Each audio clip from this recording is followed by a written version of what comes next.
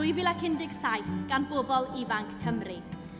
Gwahoddwn ieuenctid ar draws y byd i ymuno gyda ni i alw am gydraddoldeb i bobl ifanc. Rydym eisiau cydraddoldeb yn ein cyfleoedd addysgol, yn ein rhyddid i fyw yn ôl ein trioldeb. Wrth ymdrin ac anableddau, yn ein cyfleoedd mewn bywyd.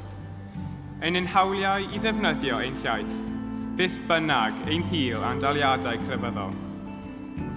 Heb gydraddoldeb a chydnabyddiaeth o'n hawliau, cer yr argraff anghywir ohonom ni, y bobl ifanc. Rydym eisiau ein lleisiau cael eu clywed, rydym eisiau ein lleisiau cael eu parchu. Mynwn yr hawl i bawb fynegu ei barn ac i bobl ifanc fwrw eu pleidlais, gan ofyn i eraill siarad gyda ni, cyn siarad ar ein rhannu. Nid oes gennym yr holl atebion, ac mae gennym ein gwendidau, ond rydym yn ei cydnabod, ac mae gennym le i wella. Mynwn dderbyn y wybodaeth gywir. Mynwn gael ein hyddysgu am faterion cymdeithasol, gwleidyddol a rhyngwladol. Trwy anogaeth ac nid gorfodaeth, a thrwy hynny medrwn ddylanwadu ar eraill.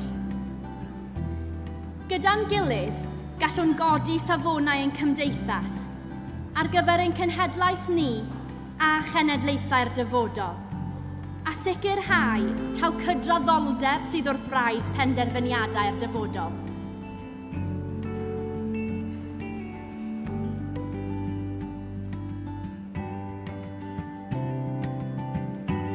Rhannwch y neges.